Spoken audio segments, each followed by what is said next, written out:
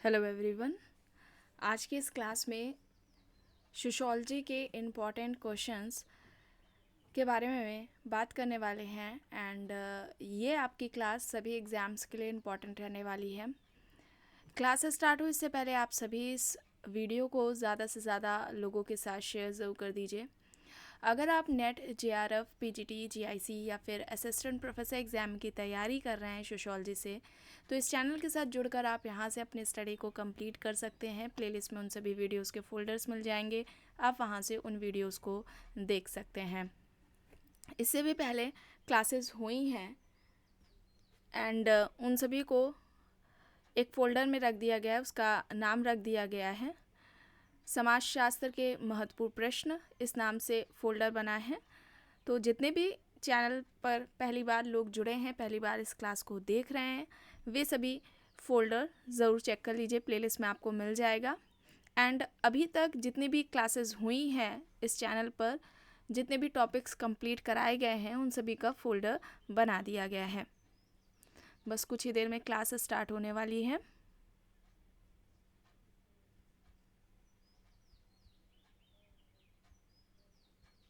Okay, यहाँ तक कराया गया था। चलिए स्टार्ट करते हैं। देखिए, प्रश्न है, भारतवर्ष में सर्वप्रथम किसने भारतीय जनसंख्या में पाए जाने वाले प्रजातीय तत्वों के विषय में वैज्ञानिक ढंग से तथ्यों का संकलन किया है? विकल्प देख लेते हैं, दिए गए हैं। AC हट्टन, BC गुहा, DN Majumdar, sir Herbert Risley. क्या होगा यहाँ पर सही, बताइए।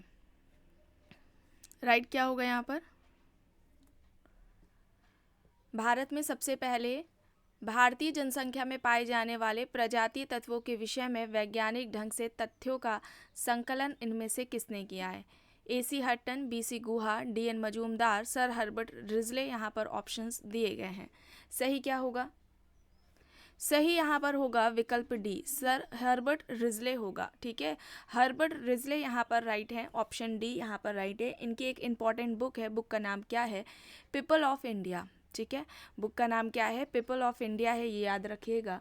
इसके अलावा इन्होंने भारतीय प्रजातियों को 7 भागों में विभाजित किया। कितने भागों में? 7 भागों में विभाजित किया था। भारतीय प्रजातियों को 7 भागों में विभाजित किया था। 3 मूल प्रजाति बताई थी। ठीक है, 3 मूल प्रजाति बताई थी। 3 मूल प्रजाति बताई थी। अब इसमें कौन कौन सी थी? पहली तो थी द्रविड़। ठीक है, पहली क्या हो जाएगी? द्रविड़ हो जाएगी। फिर मंगोल बताते हैं। ठीक है, द्रविड़ हो गई, मंगोल हो गई, एंड थर्ड हो गई इंडो आर्यन। ठीक है, इंडो आर्यन हो गई। ये 3 मूल प्रजाति थी। ठीक है, और बाकी की जो थी उसे ये मिश्रित प्रजाति के अंतर्गत रखते हैं। ठीक है, मिश्रित प्रजाति के अंतर रखते हैं। अब मिश्रित प्रजाति में कौन कौन सी हो गई? मंगोल द्रविड़। ठीक है, मंगोल द्रविड़। फिर एक आएगी सीथो द्रविड़। ठीक है,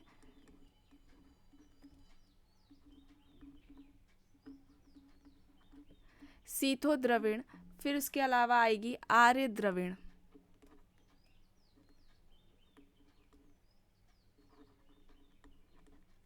आर्य द्रविड़। फिर आएगी तुर्की ईरानी।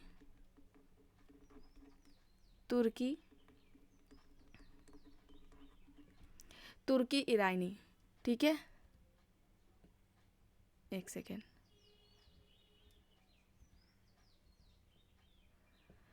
तो ये इस तरीके से 7 भागों में विभाजन किया था भारतीय प्रजातियों का हर्बर्ट रिजले ने। ठीक है, 3 मूल प्रजाति बताई थी और बाकी की जो प्रजातियां थी उन्हें मिश्रित प्रजाति के अंतर्गत इन्होंने रखा था। ठीक है, चलिए आगे देखते हैं। प्रश्न है, पुस्तक से संबंधित है, an introduction to social anthropology. ये किसकी पुस्तक है? MacIver and Page, Ogburn and Nimkoff, Majumdar and Madan, Gillin and Gillin. यहाँ पर ऑप्शंस दिए गए हैं। पुस्तक का नाम है एन इंट्रोडक्शन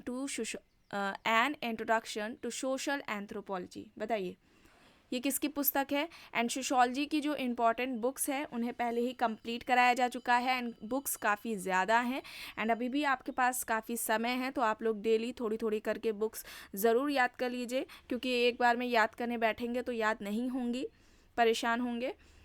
उसका भी बुक का भी फोल्डर आपको मिल जाएगा प्लेलिस्ट में। And introduction to social anthropology ये बुक हो जाएगी मजूमदार एंड मदान की, ठीक है। मजूमदार एंड मदान की ये बुक है और इन्होंने हो जनजाति पर अध्ययन किया था, ठीक है।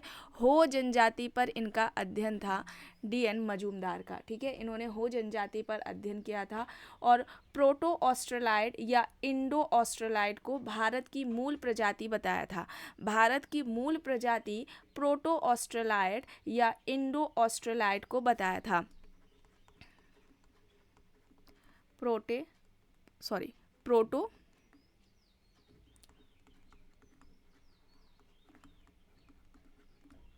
प्रोटो ऑस्ट्रेलाइड या इंडो ऑस्ट्रेलाइड, ठीक है।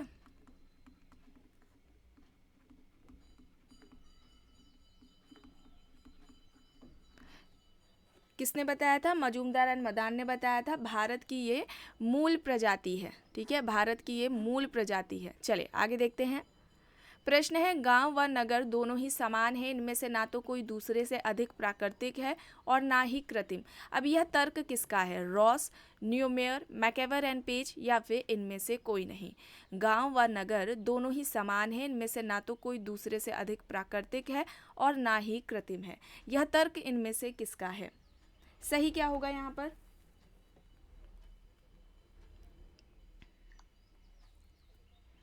बताइए, राइट क्या होगा यहाँ पर?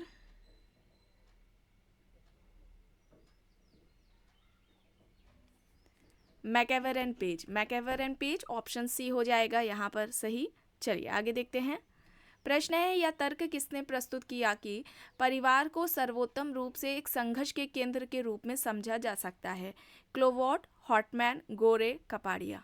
यह तर्क किसका है कि परिवार को सर्वोत्तम रूप से एक संघर्ष केंद्र के रूप में समझा जा सकता है? क्लोवॉट, हॉटमैन, गोरे, कपाड़िया। यहाँ पर ऑप्शंस दिए गए हैं। सही यहाँ पर हो जाएगा हॉटमैन, ठीक है। विकल्प बी यहाँ पर राइट आंसर हो जाएगा, ठीक है। विकल्प बी यहाँ पर राइट आंसर हो जाएगा। अच्छा, परिवार से संबंधित क्लासेस ली जा चुकी हैं, अभी जल्द ही काफ़ी डिटेलिंग में इस टॉपिक को कंप्लीट कराया गया है। परिवार का जैसे अर्थ क्या है, इसकी उत्पत्ति कैसे हुई, उत्पत्ति के जो सिद्धांत हैं, इनकी परिवार की जो महत्वपूर्ण विशेषताएँ हैं, परिवार की महत्वपूर्ण परिभाषाएँ किसके द्वारा कौन सी दी गई हैं, परिवार का विभिन्न समाजशास्त्रियों ने जो अध्ययन किया है वो कहाँ पर है, उससे जुड़ी जो महत्वपूर्ण बातें हैं वो, और परिवार के जो प्रकार बताए गए हैं समाजशास्त्रियों द्वारा वो, और परिवार से संबंधित जो अन्य महत्वपूर्ण अवधारणाएं हैं, इन सभी को कराने के बाद लास्ट में परिवार से संबंधित महत्वपूर्ण प्रश्नों को भी कराया गया है। ये एक इम्पॉर्टेंट टॉपिक है आपके, ठीक है, एग्ज़ाम के लिए, जो कि आपके हर एग्ज़ाम्स में देखने को मिलेगा, तो इसे मिस ना करिएगा। इसे कंप्लीट कराया जा चुका है, प्लेलिस्ट में आपको फोल्डर मिल जाएगा, वहाँ से इस टॉपिक को ज़रूर कंप्लीट कर लीजिएगा, ठीक है। तो यहाँ पर बी होगा राइट आंसर। और यहाँ पर एक प्रश्न इस तरीके से पूछा जाता है परिवार से संबंधित कि परिवार को सार्वभौमिक संस्था किसने कहा? परिवार एक सार्वभौमिक संस्था है, इसको किसने कहा है, ये कथन किसका है? तो याद रखिएगा जीपी मर्डॉक का है, ठीक है। किसका है? परिवार एक सार्वभौमिक संस्था है, या किसका कहना है? जीपी मर्डॉक का है। और फिर परिवार एक शोषणकारी संस्था है, यह किसका कहना है? ठीक है, परिवार को शोषणकारी संस्था किसने कहा है? तो याद रखिएगा कूपर है, ठीक है, डेविड ग्राम कूपर ने कहा है। और परिवार, ठीक है, परिवार सार्वभौमिक संस्था है, ठीक है, सार्वभौमिक संस्था, ये किसका कहना है? मर्डॉक का कहना है, जीपी मर्डॉक, ठीक है। ये भी याद रखिएगा, ये दो तरीके से प्रश्न पूछा जाता है। चलिए आगे चलते हैं। प्रश्न है पुस्तक से संबंधित इंडिया यूनिटी इन डाइवर्सिटीज़, ये किसकी है? डीपी मुखर्जी, राधा कमल मुखर्जी, योगेश अटल या फिर Talcott Parsons. India unity in diversities किसकी हो जाएगी? India unity in diversities India unity in diversities किसकी हो जाएगी पुस्तक? योगेश अटल की। योगेश अटल, ऑप्शन सी यहाँ पर राइट आंसर होगा। चलिए आगे चलते हैं। प्रश्न है आप विद्यालयीकरण संबंधित है इवान इलिच, पॉलो फेरी या फिर ये दोनों ही या फिर भगवान दास, बताइए। अविद्यालयीकरण इस अवधारणा से संबंधित कौन है? तो इवान इलिच और पॉलो फेरी दोनों हो जाएंगे, ऑप्शन सी यहाँ पर राइट होगा। नेक्स्ट है माइंड एंड सोसाइटी कृति किसकी है? G.H. Mead, M. Mead, Pareto या फिर Ralph Linton. Mind and society, mind and society किसकी हो जाएगी? पेरेटो की। ठीक है, पेरेटो की है, ऑप्शन सी यहाँ पर राइट आंसर हो जाएगा। पेरेटो ने सामाजिक परिवर्तन का अभिजात वर्ग का परिभ्रमण सिद्धांत दिया था और इसे भी कंप्लीट कराया जा चुका है। सोशल चेंज वाली जब क्लासेस ली गई थी थियोरीज वाली, तो उसमें थियोरीज सबकी कंप्लीट कराई गई थी। पेरेटो की इंपॉर्टेंट है, सोरोकिन की इंपॉर्टेंट है, स्पैंगलर, टॉयनबी, सोशल चेंज की इन सभी की जो थियोरीज हैं जो अभी आपको बताई गई हैं ये इंपॉर्टेंट है। इन पर अलग अलग क्लासेस ली गई हैं, फोल्डर आपको मिल जाएगा। एंड फिर उसके बाद सोशल चेंज से रिलेटेड MCQs भी कंप्लीट कराए जा चुके हैं।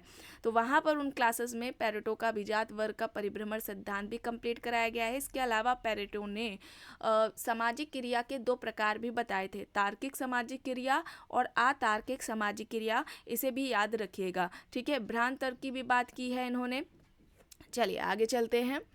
प्रश्न है संस्कृतिकरण को अग्रिम समाजीकरण की प्रक्रिया किसने कहा है? अब देखिए संस्कृतिकरण भी कंप्लीट कराया जा चुका है। विकल्प दिए गए हैं A.K. सरन, योगेंद्र सिंह, योगेश अटल, दीपांकर गुप्ता। A.K. सरन, योगेंद्र सिंह, योगेश अटल, दीपांकर गुप्ता यहाँ पर विकल्प हैं।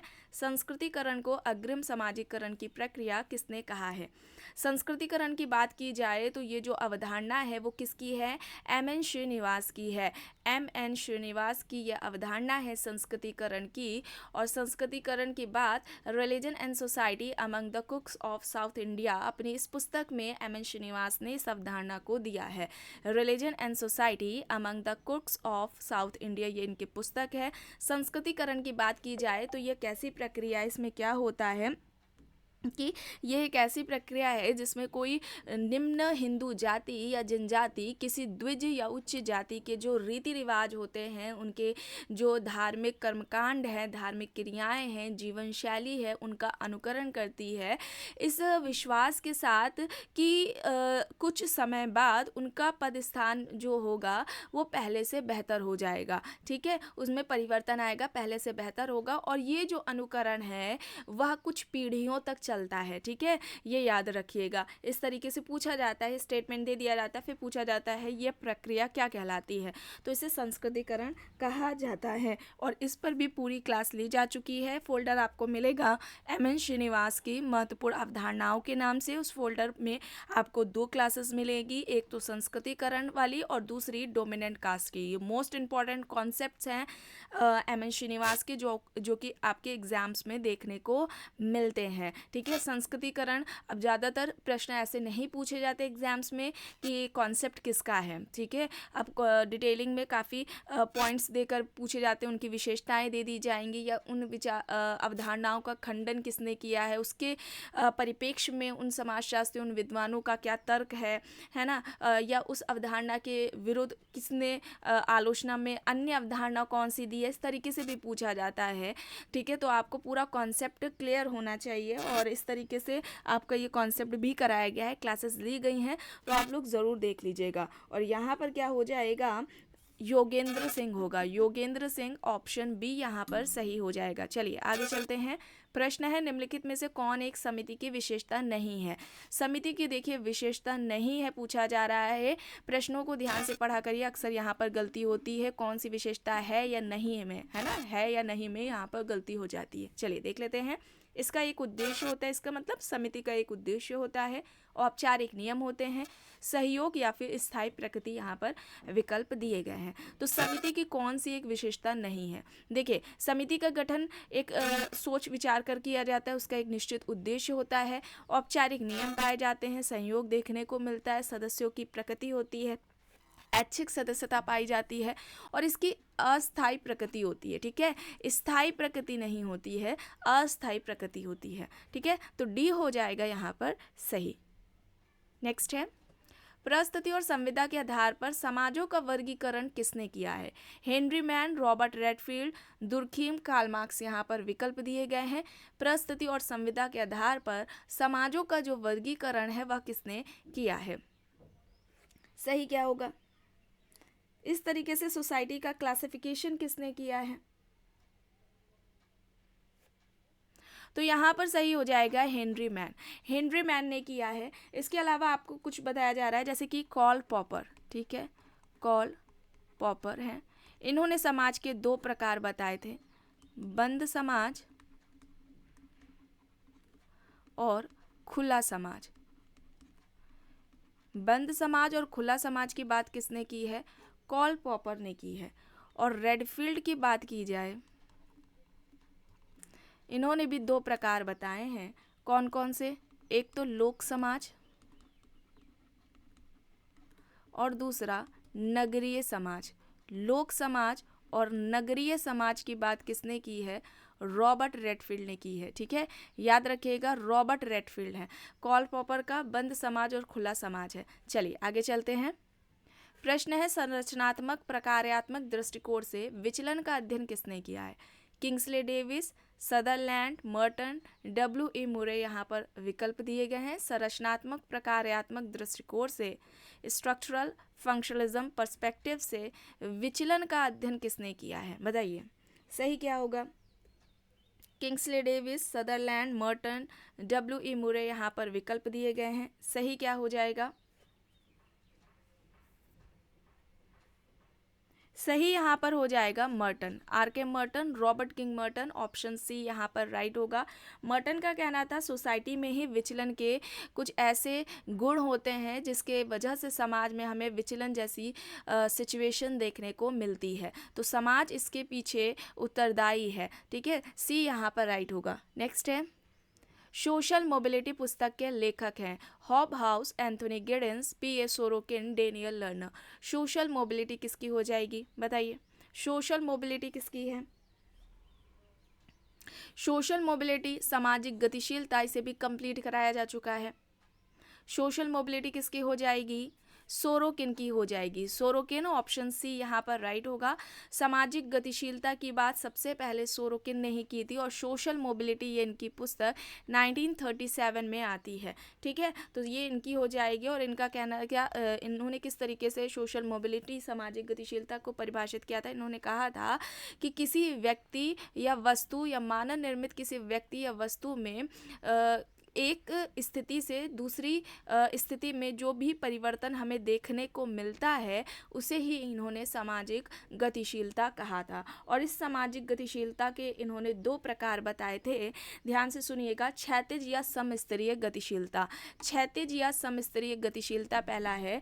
अब इसमें क्या होता है? क्षैतिज या समस्तरीय गतिशीलता में स्थान परिवर्तन होता है। मान लीजिए एक मजदूर है, वो एक फैक्ट्री में, एक कारखाने में काम करता है और फिर जाकर कुछ समय बाद वो दूसरे शहर में जाकर दूसरी फैक्ट्री में काम कर रहा है, तो उसकी जो पद है, उसका जो स्टेटस है, उसमें किसी भी तरीके का बदलाव नहीं आया है, बदलाव स्थान को लेकर आया है, ठीक है। तो ये क्षैतिज गतिशीलता या समस्तरीय गतिशीलता कहलाती है।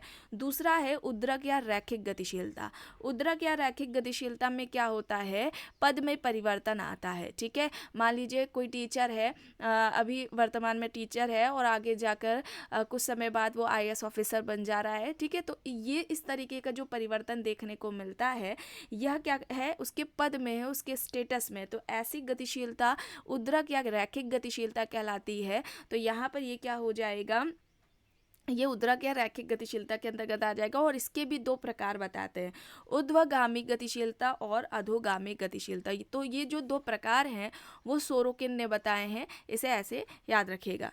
और स्टेटमेंट देकर आता है, ठीक है। स्टेटमेंट कारखाने में काम कर रहा है, इस तरीके से, है ना। तो ये याद रखिएगा, कॉन्सेप्ट क्लियर होना चाहिए आपका, चलिए आगे देखते हैं। अब यहाँ पर भी पुस्तक दी गई है, reproduction in education society and culture. किसकी है? Reproduction in education society and culture, ये पुस्तक किसकी है? रेमंडफर्थ, बोर्दियो, दुर्खीम, लर्नर, यहाँ पर ऑप्शंस है। रेमंडफर्थ, बोर्दियो, दुर्खीम, लर्नर, यहाँ पर ऑप्शंस है। ये किसकी पुस्तक हो जाएगी? सही क्या होगा यहाँ पर? पीटर बोर्दियो, ऑप्शन बी यहाँ पर राइट होगा। अब बोर्दियो हैं तो इनके कुछ कॉन्सेप्ट्स के बारे में बात कर ली जाए तो जैसे कि कल्चरल कैपिटल है, सांस्कृतिक पूंजी, ठीक है, कल्चरल कैपिटल, सांस्कृतिक पूंजी एक कॉन्सेप्ट हो जाएगा। दूसरा कल्चरल रिप्रोडक्शन, सांस्कृतिक पुनरुत्पादन, ठीक है, कल्चरल रिप्रोडक्शन यानी कि सांस्कृतिक पुनरुत्पादन, ये एक अवधारणा है।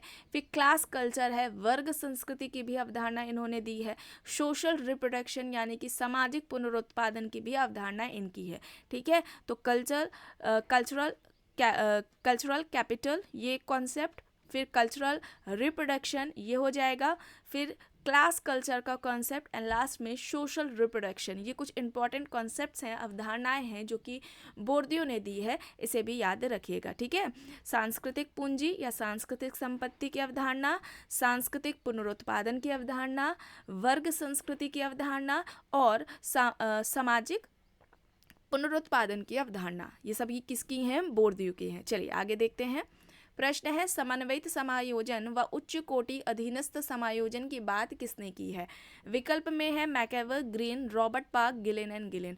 समन्वित समायोजन व उच्च कोटि अधीनस्थ समायोजन की बात किसने की है? मैकेवर, green, Robert park, Ghislaine and Gillin, यहाँ पर ऑप्शंस हैं। सही क्या होगा यहाँ पर? सही क्या हो जाएगा?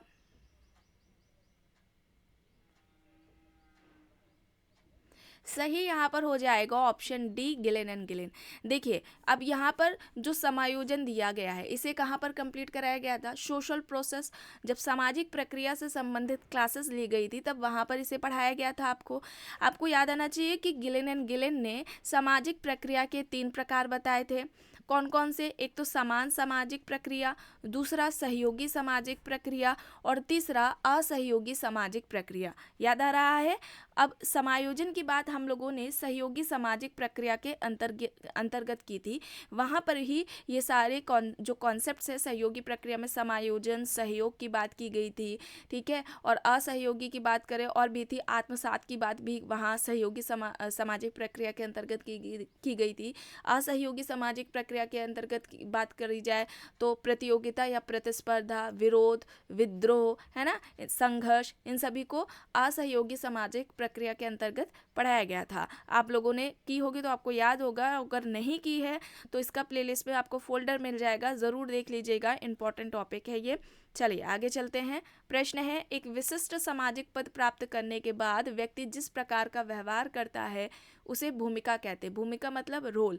किसने परिभाषित किया है? Ogburn and निमकॉफ, hot and Hunt, Majumdar, Kingsley Davis. बताइए, एक विशिष्ट सामाजिक पद प्राप्त करने के बाद व्यक्ति जिस प्रकार का व्यवहार करता है उसे भूमिका कहा जाता है। इस तरीके से रोल को, भूमिका को किसने परिभाषित किया है? सही क्या होगा? सही यहाँ पर हॉट एंड हंट है, बी यहाँ पर राइट होगा। नेक्स्ट है, यह किसका कहना है कि समस्त सामाजिक परिवर्तन या विकास परस्पर विरोधी तत्वों या विचारों के आपसी संघर्ष का परिणाम है? हीगल, अल्थ्यूजर, ब्लाउनर, थॉम्स, हॉब्स, यहाँ पर ऑप्शंस हैं। समस्त सामाजिक परिवर्तन या विकास परस्पर विरोधी तत्वों या विचारों के आपसी संघर्ष का परिणाम है, यह किसका कहना है? हीगल, अल्थ्यूजर, ब्लाउनर, थॉम्स, हॉब्स, यहाँ पर ऑप्शंस हैं।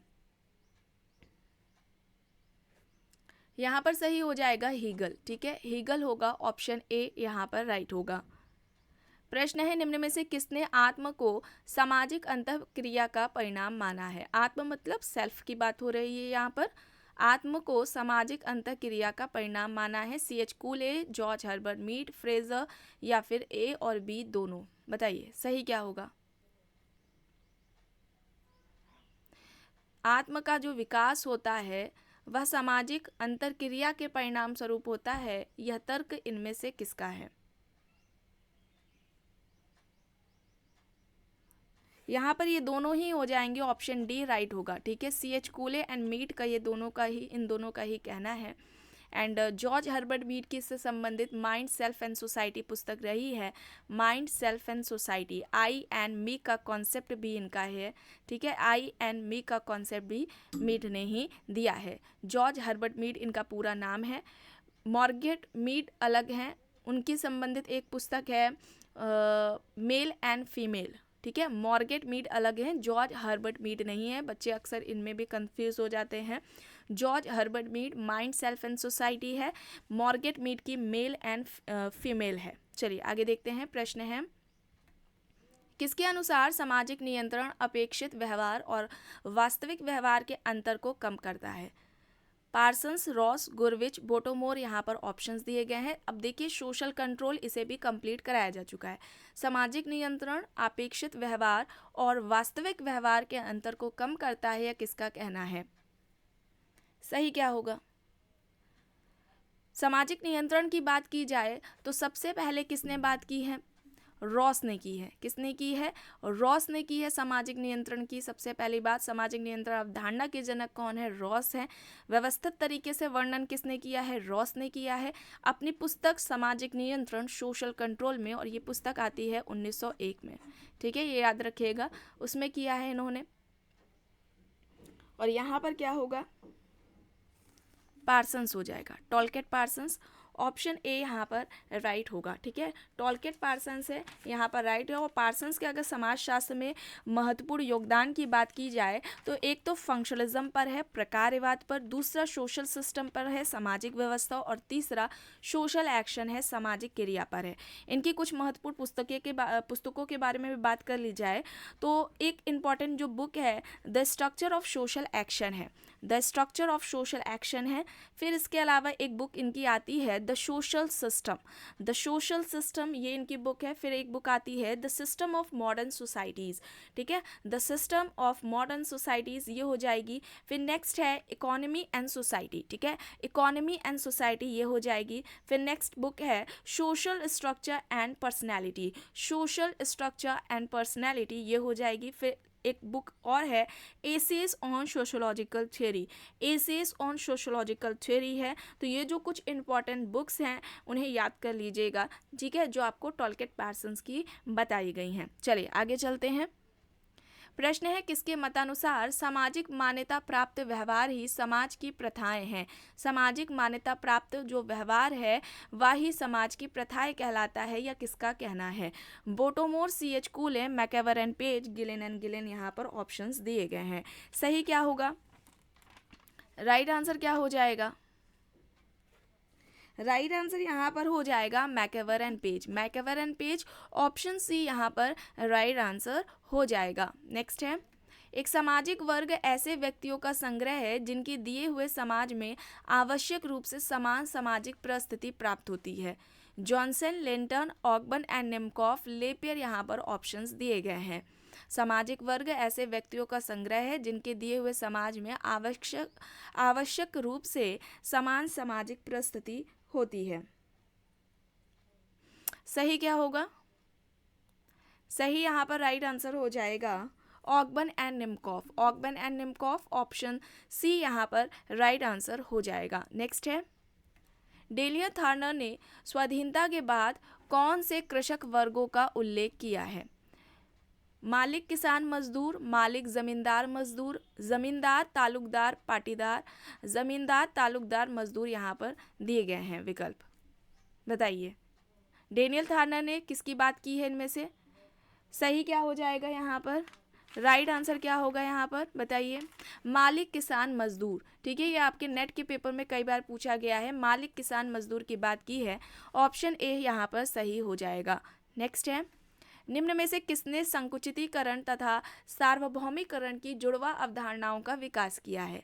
S.C. Dubey, G.S. Ghurye, मैकिम मेरेड, Andre बेते, यहाँ पर ऑप्शंस हैं। इनमें से किसने संकुचितीकरण तथा सार्वभौमिकरण की जुड़वा अवधारणाओं को दिया है? ये किसका कॉन्सेप्ट है, और इस कॉन्सेप्ट को भी अलग अलग करवाया गया है। स्थानीयकरण, सार्वभौमिकरण की जो अवधारणाएं हैं वो भी आपको कराई जा चुकी हैं। बताइए सही क्या होगा यहाँ पर?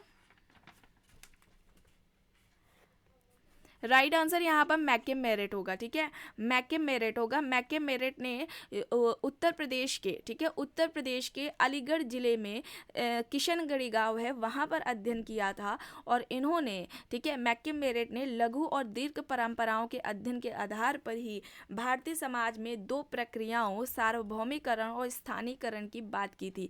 ये कॉन्सेप्ट इन्होंने दिया था मैकम मेरिट ने, ठीक है। चलिए आगे चलते हैं। प्रश्न है, नगरीकरण और सामाजिक परिवर्तन की प्रक्रिया की जांच के लिए फ्रेंच विलेज शामीरपुर का क्षेत्रीय अध्ययन किसने किया है? MSA Rao, SC Dubey, Iravati Karve, AR Desai. प्रश्न को ध्यान से देखिएगा। नगरीकरण और सामाजिक परिवर्तन की प्रक्रिया की जांच के लिए फ्रेंच विलेज शामीरपुर का क्षेत्रीय अध्ययन किसने किया है? सही क्या होगा यहाँ पर? राइट आंसर यहाँ पर क्या हो जाएगा? राइट आंसर यहाँ पर MSA राव होगा। MSA राव, ऑप्शन ए हो जाएगा यहाँ पर सही। नेक्स्ट है, जाटव के संबंध में किसने यह तर्क दिया कि संस्कृतिकरण के स्थान पर अभिजन अनुकरण की अवधारणा ज्यादा उपयोगी है? Owen M Leach, Andre Beteille, SC Dube, Milton Singer. Jatav के संबंध में किसने यह तर्क दिया कि संस्कृतिकरण के जगह अभिजन अनुकरण की अवधारणा ज्यादा उपयोगी है? सही क्या हो जाएगा? Owen M Leach, Andre Beteille, SC Dube, Milton Singer. सही क्या होगा बताइए? राइट आंसर यहाँ पर हो जाएगा ओवेन एम लीच, ठीक है, ऑप्शन ए हो जाएगा यहाँ पर सही। नेक्स्ट है, निम्न लेखकों के 4 युग्मों में से कौन सा एक अपराध और विसमानता के अध्ययन से संबंधित नहीं है? Sutherland and Cressey, Elliott and Merrill, Coser और रोजनबर्ग, बर्न्स एंड टीटर। यहाँ पर ऑप्शंस दिए गए हैं। सही क्या होगा? अपराध और विसमानता के अध्ययन से संबंधित नहीं है, ये पूछा जा रहा है।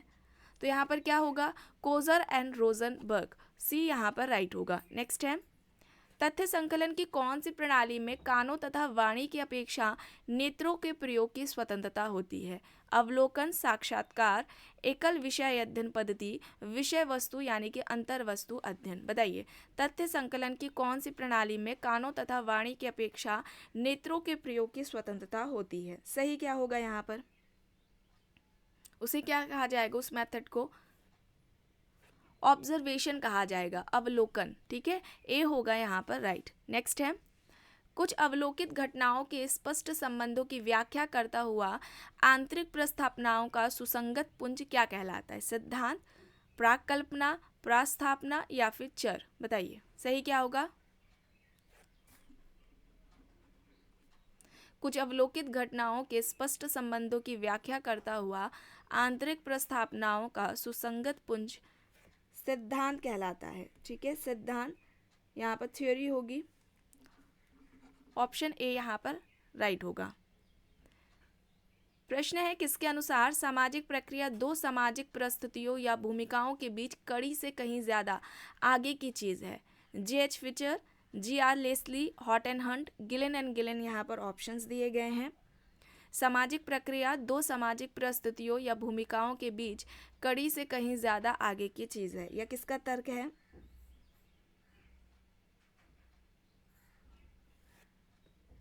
J.H. फिचर का है, ठीक है, J.H. फिचर, ऑप्शन ए हो जाएगा यहाँ पर राइट।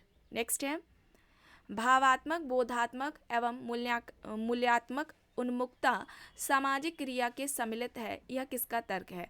पार्सन्स, पेरेटो, वेबर या फिर इनमें से कोई नहीं। भावात्मक, बोधात्मक एवं मूल्यात्मक उन्मुखता सामाजिक क्रिया में सम्मिलित है, यह किसका कहना है? पार्सन्स, पेरेटो, वेबर या फिर इनमें से कोई नहीं। राइट आंसर यहाँ पर टॉलकेट पार्सन्स होगा, ठीक है, पार्सन्स, ऑप्शन ए यहाँ पर राइट होगा। एंड लास्ट क्वेश्चन है, किसने कहा है कि स्वर्ग का साम्राज्य एक महिमा मंडित समाज है? बताइए। Tyler, reverse, Durkheim, French Boaz यहाँ पर ऑप्शंस में है।